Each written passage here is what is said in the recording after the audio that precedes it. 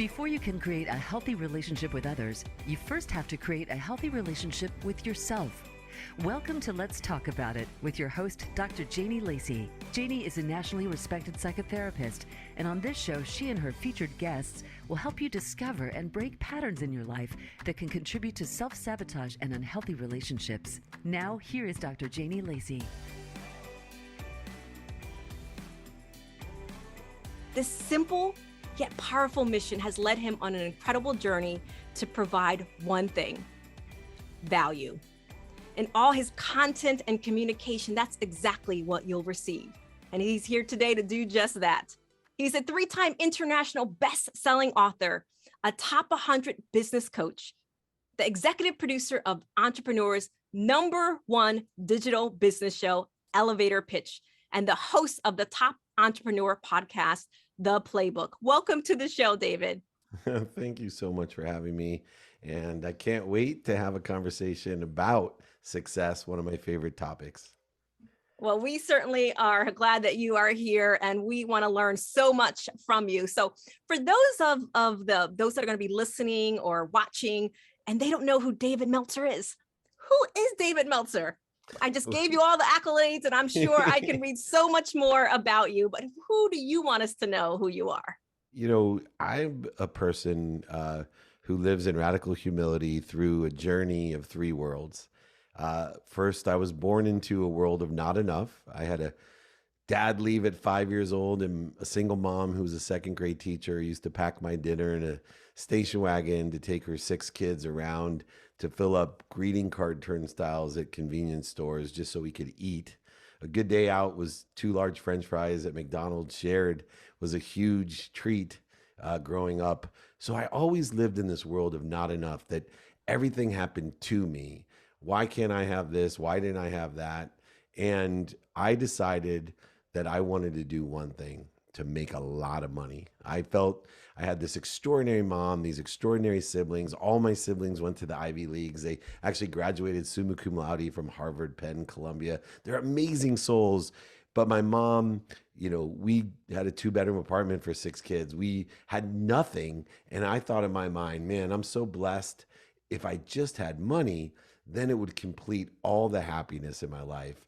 Everything that I felt my mom deserved, I could buy: a house and a car and food sometimes. And so I decided that I would put my attention and intention on making a lot of money. I thought money would buy me love and buy me happiness. And I established my formula for success inherently because I was so focused on money.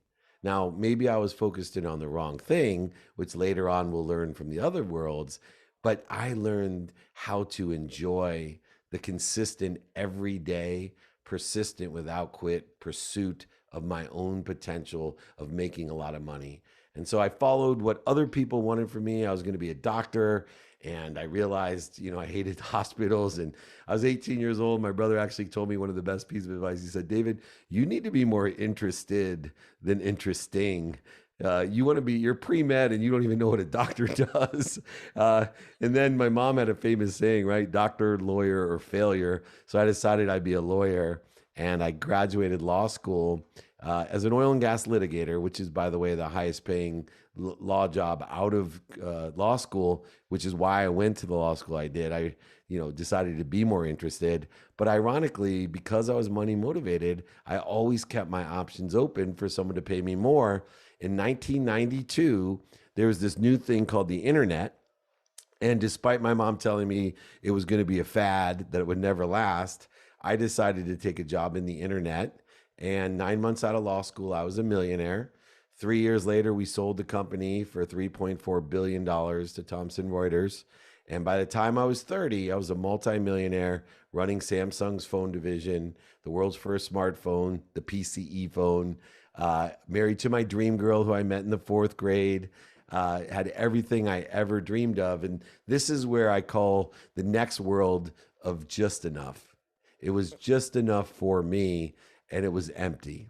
I bought things I didn't need when I wasn't happy. I bought more things I didn't need. I bought different things I didn't need. I buy things to impress people. I'd even buy, Janie, things to impress people I didn't like, just to be happy. And this put me into a terrible spiral. I ended up not only being a multimillionaire, but I ended up, as you suggested, CEO of Leigh Steinberg. So the most notable sports agency in the world. So not only was I a multimillionaire, but I had access to everything, even things billionaires couldn't go to. I was on the sidelines, the locker rooms, the cabins, the backstage passes. And this spiraled me until finally my wife was the only one. There's a book by Stephen Hertz, Don't Take Yes for an Answer. She stopped telling me yes. And she told me she wasn't happy. She was going to leave me and that I better take stock in who I was and what I wanted to become, or I was going to end up dead. And that was the major shift of my success. And I ended up taking stock and moving into this world that I live now in, which we can discuss more, called the world of more than enough, an abundant world that's more than enough of everything for everyone. There is so much there, David. And I certainly enjoy being in the spaces that you are, because you do bring so much value. But there's some things I want to unpack there, because I think Please. a lot of people can relate to it. When did you know? Because now you're able to name it. So some people, whether they're entrepreneurs, whether they're just trying to find their way in life, but what they're operating from is that not enoughness. So when did you know, where we can glean from your wisdom, that that's what it was for you? And you're able to name it clearly now when you look at your history. And it's truly a rags to riches story, which I think is phenomenal, because it shows anyone can make it. What can you share with us? Well, I was blessed because not only was it a rags to riches story, but 2 years after my transformation, I lost everything. I lost over $100 million. So I went back to rags. And I think this occurrence in my life allowed me to gain perspective. And you know what perspective I gained? And whether you define it as not enough, just enough, not enough is where it happens to you like a victim. Just enough is where it happens for you, buying things you don't need to impress people you don't like, or through you, was a matter of understanding a second currency in my life. And when I lost everything, I started to realize I was only missing one currency. I had plenty of money before, but I had no faith. Currency as well is an object of energy that we put into the flow to get what we want. And there was a simple thing that I was missing, which allowed me to define, and hopefully others out there will realize this, is in the world of not enough, we're always searching for what other people want for us, what's missing, what we don't want. And there's a mathematical equation of luck that says what you pay attention to and what you give your intention to equals the coincidences in your life. And so I started to realize that I had put my attention and intention on what was missing, what I didn't have, or what other people wanted for me. And what I realized was there was no search for why. There was no search for, health, wealth. There was no search for worthiness and happiness. What I realized through faith is that I am happy. I am healthy. I am wealthy. I am worthy. What am I doing to interfere with it? See, that paradigm shift says one thing. And I think everyone out there, I don't care what religion, philosophy, spirituality you adhere to, I do not care. But I truly believe that if you want to be successful, passionate, purposeful, profitable, if you want to reconcile the world of thought and the world of time, reconcile money with faith, you have to believe in two things. Number one, there is something bigger than you. I think that's essential for faith. And the second component is you need to believe there's something bigger than you, an omniscient, all-powerful source that's bigger than you. But that source, that thing that's bigger than you, cares about you more than your mama care about you, more than you care about your own children. If you believe these two things, if you're going to take anything away from success today, is the more you believe there's something bigger than you that cares about you, every single punishment in your life becomes a promotion. Every single punishment in your life becomes protection. Just like when you were 3 years old and you went to go put your hand on the stove because it looked so interesting. It seemed as if that's what I want. and you reached out, and your mom, who had never hit you before, just slapped your hand with full force and screamed at you, and you were 3 thinking, why is she punishing me? What did I do? Why can't that? This is what I want. No, your mom was protecting you and promoting you to something better, a better situation, teaching you a lesson. That's what the omniscient, all-powerful source does. And I don't care what religion, spirituality, or philosophy you believe in. I truly believe you need to believe something bigger than you cares about you that much. And therefore, success will be in the enjoyment of the consistent, persistent pursuit of your potential. You will have and live with gratitude and forgiveness and accountability. You will be inspired. You will know what you are, and you'll stop, drop, and roll, or clear, spend minutes and moments between ego-based consciousness with these needs that create interference and your truth. Well, David, we can unpack that in and of itself, but I want to take a turn, and it's all relatable and connected to goodness. Those that are actually watching the video can see it behind me. And a lot of people will be getting those for Christmas gifts this year. Awesome book. But you write about everything in life, from the construction of building to a relationship, requires a solid foundation or it will crumble. If certain things are not in place, you're not able to support all the other things you wish to accomplish. So bring this down to those that are listening, wherever they are on a business entrepreneur journey, or whether they're high in their company. What does it mean in terms of business and business relationships to have that proper foundation and all of your experiences and wisdom and success? What can we learn from that? Yeah, but before you do anything, you need to know what you want with these 4 values. Personal. What do you want personally? Experientially. Giving wise. What are you going to produce and provide value? And most importantly, and counterintuitively, you need to receive. And I want to stress this point because as part of the foundation, and I'm going to use my mom as an example, there's 3 steps to understanding receiving. The first is appreciation. See, most people appreciate what they have, which means they add value to it. If your home appreciates it, it adds value. So if we can focus in on what we do have today, we're at the right place at the perfect time, and we appreciate it, it adds value. If then we acknowledge it, we acquire the knowledge of it because it's taken away or given away. That's the only way you acquire the knowledge. So the old saying, the more we give, the more we receive, is correct, but they forget to teach you the predecessor to the more you give, the more you receive. And that's, you can't give what you don't have. And so what happens to a lot of moms, especially, and I'm talking from personal experience, is my mom gave her health, her wealth, everything of herself away to her children, her 6 children that she raised by herself, and the community as a 2nd grade teacher, a Sunday school teacher, all the things that she did for the community. And she always appreciated what she had, but guess what? She never asked for more. So the vessel closed on itself because there was nothing to stretch it out farther. And she had less and less to appreciate until guess what? She ended up exactly where she didn't want to be. Lost her health, gave that away. Lost her wealth, gave that away.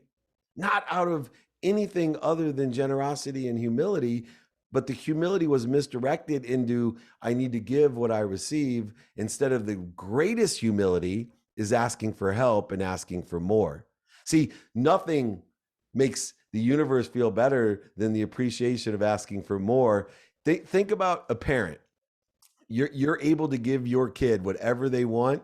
How good does it feel? They want that Xbox, and you give it for Christmas, and that, oh my God, it feels so good. Well, this is what I think faith is there for, is that if I hear the humble being, I appreciate everything I have, I'll give it all away, but I'm going to ask for more. So it expands and grows. So this foundation of personal, experiential giving and receiving values, I take inventory every day, not afraid of being a hypocrite and telling you, hey, I don't know what I don't know. There's only 2 types of people, ignorant people and ignorant people, right? Ignorant, humble people admit they don't know what they don't know. Ignorant, arrogant people pretend like they actually know what they're talking about. And if we do that, then you'll know who you can help and who can help you. Then you can know how, which allows you to prioritize, which will give you your now. then you can apply your why instead of searching for it, knowing you're happy, healthy, wealthy, and worthy. Figure out what you're doing to interfere with it. More of the abundance will come your way. You know what I think about what I'm hearing you say is a couple of things. Is I always like to say, David, that we have to, you know, many of us, including you, we get degrees in other people's school, that we have to go to the school of us and understand who we are. And then with your beautiful soul of a mom, sounds like, you know, what happens for a lot of women is that there's an empty cup, and that there's have to be a place of abundance that we have to learn. And that's part of the foundation that you give from once you know who you are, and you're coming from the overflow versus that empty cup. It's so true. We can't give what we don't have. And, so many people, there's two things that frustrate me the most in this journey of success and happiness is, number one, that everyone will tell you how good it feels to give. But for some reason, we don't want to make people feel good, because we're always saying, oh, I don't want to bother them. I don't want to ask them for help. It's so counterintuitive. The only other thing that is worse than that is that the majority of people on earth not only won't ask for help, even though it feels so good to let somebody give. We know that ourselves. But worse, we go to sleep every night, and the majority of the people on earth go to sleep and they wake up more tired than when they went to bed. And they don't see anything wrong with that. If you and I went out to eat, and we ate for 2 hours, appetizers, dinner, dessert, couple drinks, and we left the restaurant and looked at each other and said, whew, man, am I hungry? We would think there was something wrong with the way we were eating. And we would probably change what we had done the previous 2 hours next time. But people are just tubes. They live their life, food in, food out, not even thinking that the purpose of going to bed is to rest, to elevate myself, to plateau and grow, not to live the myth of Sisyphus, like in The Stranger. You don't have to push a boulder all day long to the top of the hill just to have it roll to the bottom. You actually should recover and access more information in your sleep so you have a better statistical success, more happiness and success tomorrow. Absolutely love it, David. You know, I this is not a psychological term, but it's like the Walking Dead is what I say. It's like you just do what you know to do, and versus being intentional. And there's research that supports that when we sleep and we get cycles of sleep, that we have a wider window for the stress tolerance window. So when life happens, we are better prepared because we truly are living present. So absolutely appreciate that share.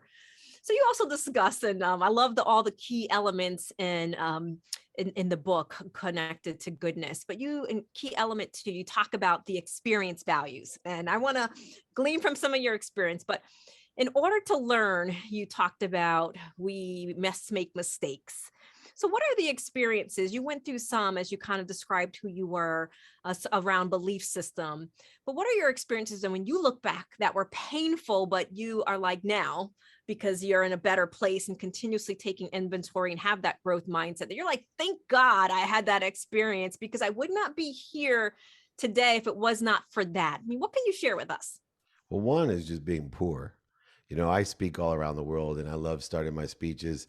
I grew up with nothing. Who here grew up with nothing? Half the audience raises their hand and I say, I feel sorry for the rest of you, because nothing can teach abundance quicker than not having anything, and an appreciation. So I'm blessed with growing up poor. I also am blessed by losing everything.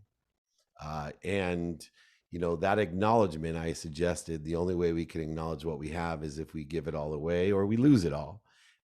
And that's when you truly know what you had and what you should or should not have valued.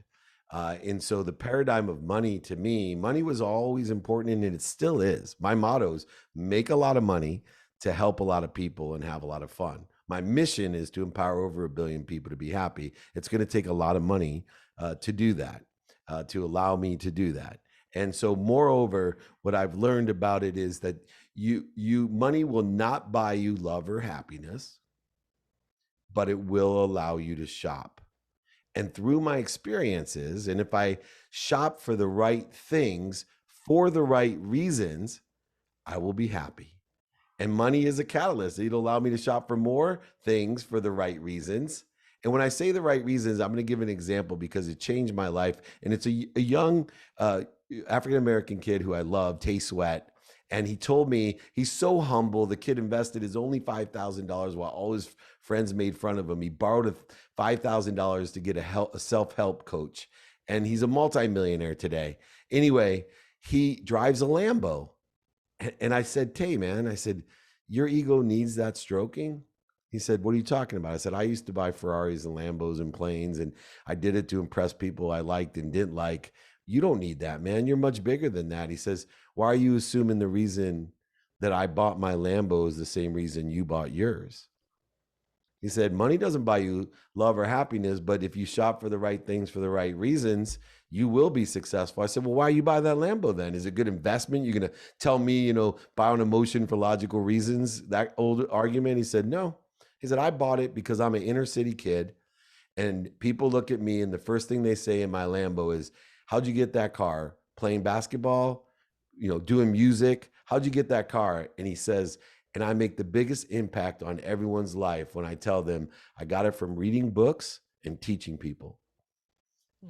I said, whoa, that's a great investment right there. Money's buying love and happiness. When you buy the things for the right reasons, you buy the right things. I buy community centers in Africa to empower thousands of communities with women who are completely, discriminated against, and has changed my life. And so I want to, through my experience, share the practices that people can have, that what, who, how, now, and why, the values of gratitude, forgiveness, accountability, and effective communication, to live inspired, to clear the interference between you and what you already are. And all those experiences in my life of having no money, having a lot of money, having no money, and now showing through my activity I get paid for and activity I don't get paid for, that you can even have more by allowing it to come, by clearing the interference instead of going to get it. So money truly being that vehicle to make greater impact when you're also intentional. So, I imagine, David, with all of your experience and all the business deals and all the different life experiences you've had, in your experience, this is one of the questions that I think it would be really helpful for a lot of people that are on the come up, as we say, right? So what is your meter for detecting someone of good character? I know you've talked a little bit about this in the book, just good character, and moving forward in a deal or a partnership or a collaboration, or even allowing people to get close to you. What can we learn from your experience with so many people, so many business deals, of what you use as your meter for detecting someone of good character? Yeah, for me, there's no way that we will know that because we're not with someone all the time. So what I look for everything is within myself. I give meaning to everything that I see. I know my values. And I know I have non-negotiables, and I put time to my non-negotiables, minimum of time to my health, minimum of time to my family, minimum of time to the activity I get paid for. But once I determine this who, I trust everyone, but I vet them. And I am a voracious vetter. I ask questions. And what I determine through either the initial interaction or a longer term interaction is I use a spectrum of evaluation, and it's called the great chain of feeding. And so character to me is almost irrelevant because it's arbitrary, capricious, and subjective. But what's not is how I feel. And so if somebody feeds me, I'm going to feed them. The lesser they feed me, the more I'll let them fall away. If they bleed me, I will fire them. 80% of our time, emotion, value, money is spent on things that bleed us because we don't use the great chain of feeding. We are not cognizant. And what you will find are those people that resonate, that sit at the same frequency, vibration, the same elevated awareness that you sit at. And it's not just individuals, but collective consciousnesses around that. This intuition of feeding and bleeding, this quantitative analysis that can be utilized to find out feeding and bleeding, determinative upon personal, professional, business situation, but using a simple spectrum of let's spend the majority of our time, emotion, and money on things that feed us. And I had a big oil client. They had a $20 million client that they wanted to double into a $40 million client. It was taking up all these resources. They had one of their first customers, a $2 billion client.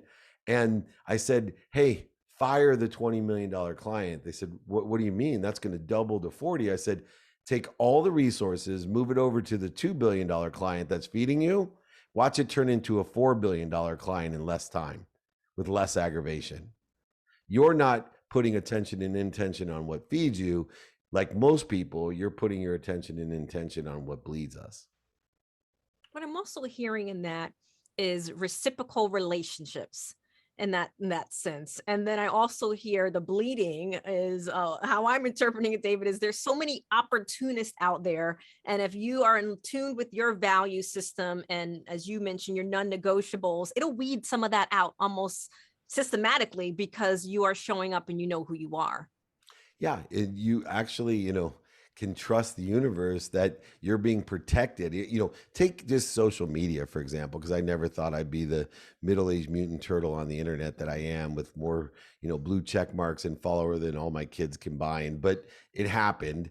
But the haters are so interesting because, my wife, who does not like to hear anything negative about me, which I adore about her, she doesn't like it. And I tell her it's protecting me.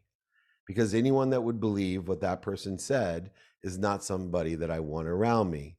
So they're promoting things for the people who are not supposed to be with me so they can stay away from me. And because they have a voice, for those people that are aligned with my frequency and values and character, they'll protect me. So they bring energy to the people who already love me, who are aligned with me. So not only are they protecting me from the bleeders, but they're feeding the feeders to feed me more. And it's a wonderful dichotomy. So, anyone that says negative things, I'm like, here's my cell phone. I'd love and appreciate to hear your perspective, but I feel to myself, oh, I'm so blessed that I have this person here that's going to protect me and aggregate all the other people of like-mindedness to go ahead and join him and stay away from me. I love how you just eloquently put that. A couple other things that I That's think not how my wife puts it, by the way. She usually uses an F word or something. I'm a kick his. I would imagine that she gets really protective over her dear hubby. I understand. But I don't know if you've seen David, the new Will Smith movie, the recent movie King Richard. But Richard writes, and I thought this plays into your entrepreneur podcast, the name The Playbook, and I wanted to hear your thoughts around this. Richard writes a 78-page plan to skyrocket the girls' tennis to success. And then, there's just so much there that I could just dissect that movie, and I hope it does get an Oscar. But when you think about, what are your thoughts on what needs to happen for a person to plan for their success and their goals, especially using a lot of sports analogy, which I hear you use, and your podcast named The Playbook. What are your thoughts about that for those that are listening and watching?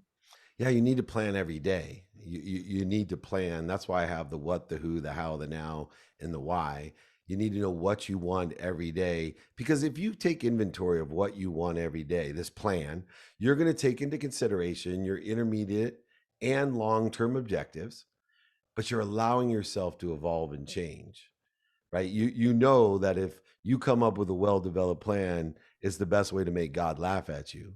And so where your focus lies is not attaching your emotions to some outcome that automatically create resistance the closer you come, but more importantly, allowing you to attach your emotions to what it takes to get there, the what, the who, the how, and the now. See, I start every day with that inventory. I don't believe in, a set plan for the long term. I believe in a set plan for the day that is trajectory or projected towards the intermediate and long-term objectives that I have that are just milestones. The problem with man-made constructs of time, amounts, and other things that are often included in plans is, for example, I have a lot of business coaching clients that'll say, Dave, I want to make $10 million by the end of the year. I said, no, you don't. I said, because every day you get closer to the end of the year and you don't have the 10 million, you're creating more resistance to what you want. See, we want to deal in speed, right? We want to learn them. I tell people all the time, you want 3 simple rules. Do your best, learn something, and have fun. you want to double the amount of money that you make as fast as you can, you'll have far less resistance and get far beyond the milestone of $10 million. Someone tells me they want $10 million by the end of the year. The first question out of my mouth is, why are you limiting yourself? Right? And also, why are you creating resistance to what you want automatically by the man-made construct of time? And the perception of time is the closer we get to the end time, the less time we have, the more resistance there is, because we're now getting in a hurry. Oh my God, it's not going to get done, because we can't see the compound interest of good behavior and also bad behavior. So I encourage everyone, you talk about this enjoyment of, and Will Smith, by the way, this is classic because it applies perfectly. Will Smith was in the movie of my friend's book called The Pursuit of Happiness, which he probably deserved an Academy Award for as well. If he didn't get one, I don't even know. But here's the funny thing. I told Chris Gardner, the author of that movie, I said, hey, man, you got this book wrong. He said, what are you talking about, Dave? I said, because there is no pursuit of happiness. Happiness is the pursuit. And I think that paradigm shift allows people to lessen the resistance and get far beyond where they hope to be. It's like that old saying, it's not necessarily destination, it's the journey. And if we're embracing Exactly. it along the way, awesome. Since you mentioned earlier about your beautiful wife, Julie, Yes, I'm in the relationship space as well. So I would love to hear your take on this. What do you think that your beautiful wife, Julie, would share with other women? We're all at her feet and we're asking her, what is her experience of how a man should show up to repair any damage that he may have caused in those early stages that you talked about when he was finding himself? What would Julie tell us? Well, I think there's two things. One, gratitude. One of the things that I'm so blessed with is we're looking for the light, the love, and the lessons in each other. So, early on in my marriage, Leigh Steinberg, who I work with, told me I could leave early to get back down to San Diego so I could spend time with my family. And a lot of times he abused that promise. And so I would drive home thinking to myself, I'm going to be in so much trouble. She's going to be so mad at me. And I get exactly what I was looking for. And once I learned to find the light, the love, and lessons, I'm so blessed to not only have such a beautiful wife, but an appreciative one and a patient one who's going to be so glad to see me and be grateful of all that I'm doing for our family to achieve what we want to achieve. That's what I got. And so I think that's the first thing, that she started to look at what she wanted in me. And then the second one would be effective communication. She's not a yes person. In fact, she's my savior, my life. And I choke up talking about her. But beyond that, I actually have, I'm inherent. I have a quantum nature to oversell. I'm a natural born salesman. So I oversell, I manipulate, I cheat, I lie. It's inherent. I can see it in my great grandparents, and my dad. It's an inherent being. So I need someone that's truthful. And I've asked my wife, if you hear me exaggerating, you ever hear me lying, you need to call me out and embarrass me in front of everyone. It's not something that you say in I want you to correct my mistake in front of everyone. I want you to say, that is not true. This is true. Now, she does that naturally, which is why I love her, but I've also given her permission to do so. It's as well to give permission to people to say, you don't have to lie to me, or you can feel comfortable telling me. She does all these things all the time. Because the first, we joke around, I'm friends with Teddy and Eddie, Teddy Mellencamp, and they're 10-year married, newly, and they bicker, and we used to bicker. And she asked my wife, Julie, do you guys, ever argue? And Julie said, Dave and I have had in the last 10 years, probably 3 arguments. And she looked like, oh my God, girl, I want your secret. Like, how did you do that? And I said, whoa, before you're so impressed, ask her how many times we argued in the first 10 years. And Julie said 3 times a day.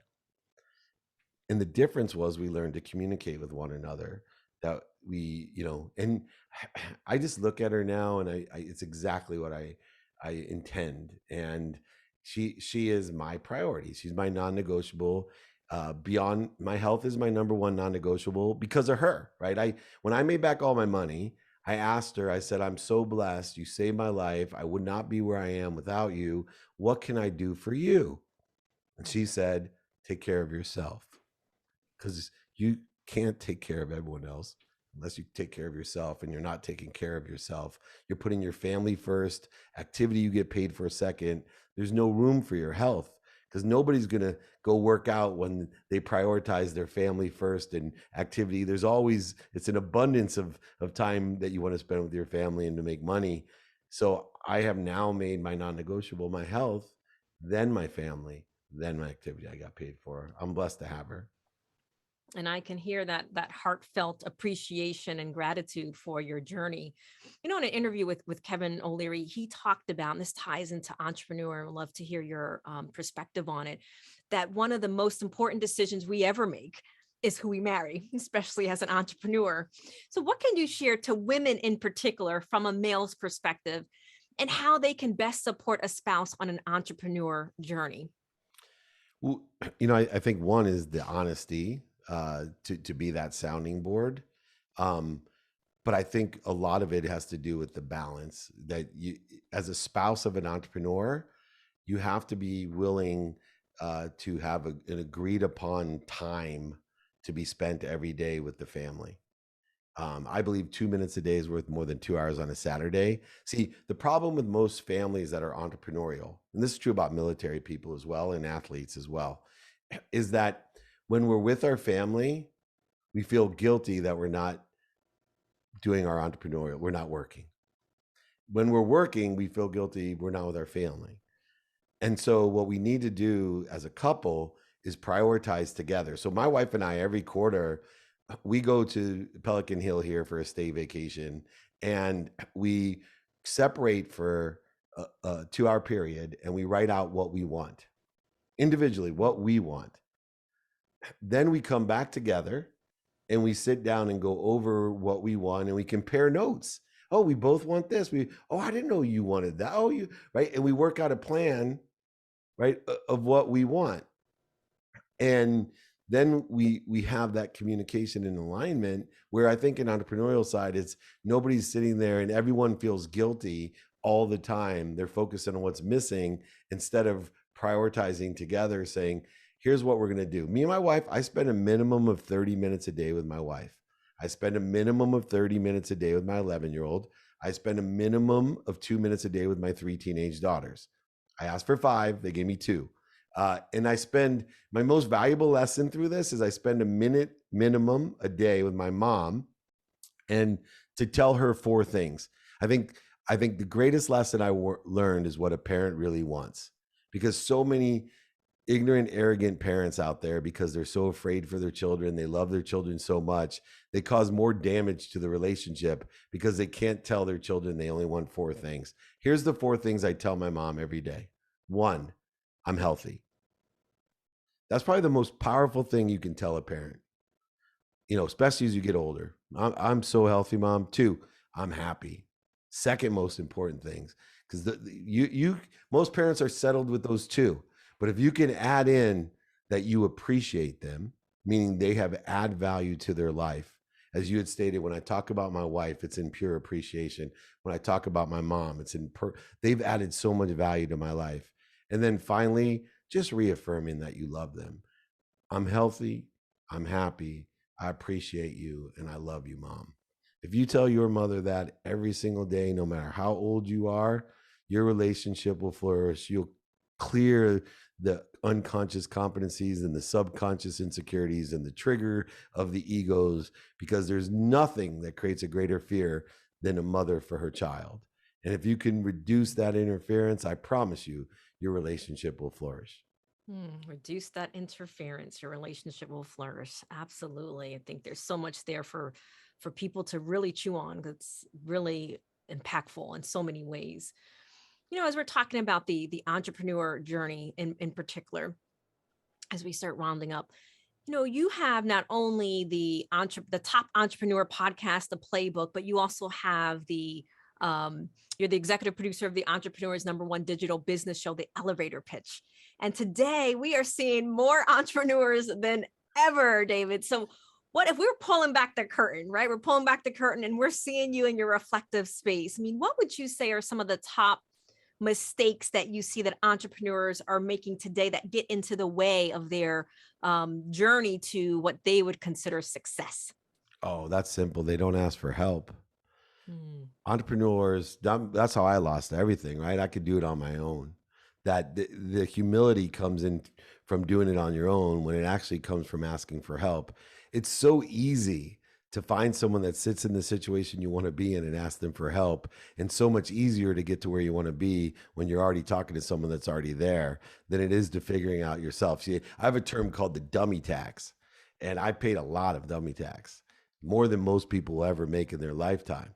And why should you have to pay that if I've already paid it? See, it's the only shared. Wouldn't it be nice that you could tell me, Dave, I've paid my taxes and we'll credit it towards you? That'd be beautiful, right? Well, I can do that for you with a much more expensive tax. See, I've paid the taxes already. I've paid the dummy tax. Come to me, ask for help, allow me to take you to where I'm already at by giving you directions. I've already learned the lessons. And so number one by far, and then two is called segmentation. The other problem is timing of compound interest of good behavior and bad behavior. Like anything else, it's a mathematical universe. And what happens is it takes 90% of the time to see a result in a business. And so before they get to the 90% of the effort, we start thinking about what other people are saying, what's missing, what we don't have, or that little voice inside of us, and we quit. See, and most entrepreneurs quit way too early. And if I told you, for example, it would take you 20 years to have a profitable business, and I guaranteed it, even though I guaranteed it, 99% of the people would quit before the 18th year, because it would take 18 years through compound interest, right? 18 years to get to 25% of profitability. But in the 19th year, you'd be at 50% of profitability. And then in the 20th year, you'd be at 100%. In 21, you'd be at 200%. The problem is they don't see, when you're negative on year one and it's doubling and doubling and doubling. I did the same thing to build my audience. I have one of the top podcasts in the world, and I started with 2 ambassadors. I wanted 2 people in year one to tell people, you got to listen to Dave Meltzer's playbook. It's amazing.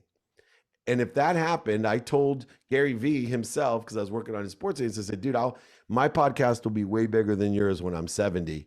He said, what are you talking about? I said, because if I just get 2 ambassadors a year that love my show and will tell 2 other ambassadors a year, I'll have 2 million ambassadors when I'm 70, getting me 2 million ambassadors. And the next year, 4 million, getting me 4 million. So between those 2 things, we lose our entrepreneurs because they don't ask for help and they don't understand compound interest. They don't ask for help and they don't understand compound interest. So today, let's ask for help and understand compound interest. One of the questions I have to ask you before we wrap up, I'm a mother of a 9-year-old Rylan and your 11-year-old Miles. So I got to ask about that. So your son Miles. So hang with me there for imagine. He's 35 years old right now, and he's getting his mental health checkup, David. And he finds his safe place right here in America's favorite psychotherapist's office. And she asked him about his childhood.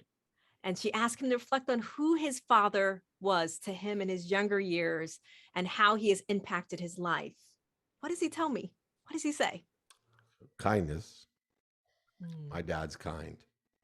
He taught me kindness, taught me to be kind to my future self, to do good deeds.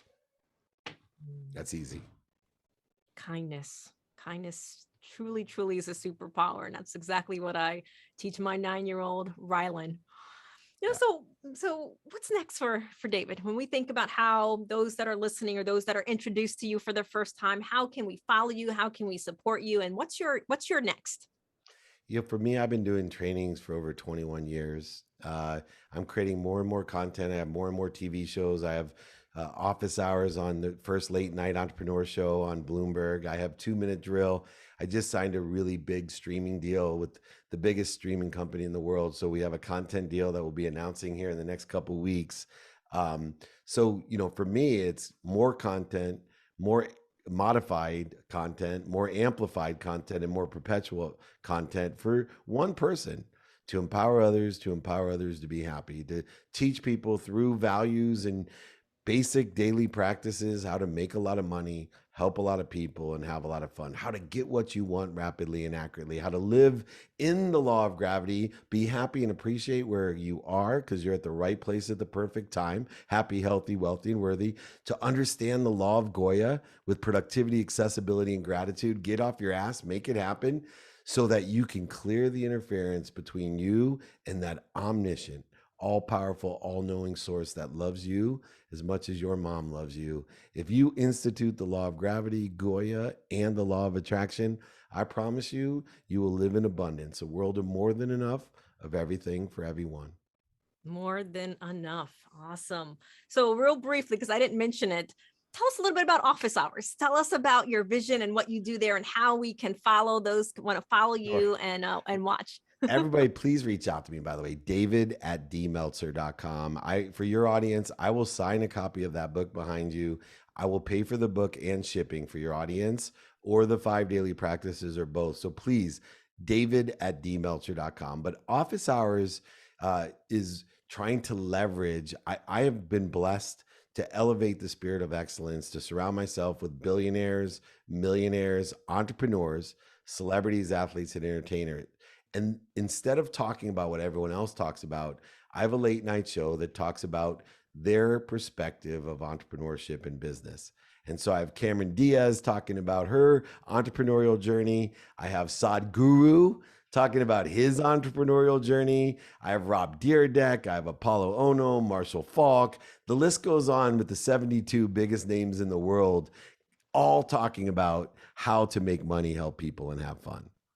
Well, I know we're not supposed to say this, David, but do you have a favorite who you interviewed? Who's the Sadhguru. funnest? I will tell you, Sadhguru is still my favorite interview of all times. He's the wisest human being I've ever spoken to, and it just changed my soul forever. Awesome. So give us one more time how people can follow you, how they can find you. At David Meltzer, remember the name David Meltzer. David@dmeltzer.com. I answer my own emails. Like I said, for your community, I'd be happy to sign a book, send it to them, pay for shipping. I will get it all to your clients as well. So thank you so much. Well, we certainly appreciate that gift, and we appreciate the gift of time and the gift of value that you brought to Let's Talk About It with Janie Lacy today. So in the words of our special guest, David Meltzer, you will change your life and be filled with gratitude if you learn to say thank you every day when you get up and before you go to sleep. Be thankful for the lessons you've learned in the past and for the opportunity to keep moving forward. Until next time, this is your host, Dr. Janie Lacy.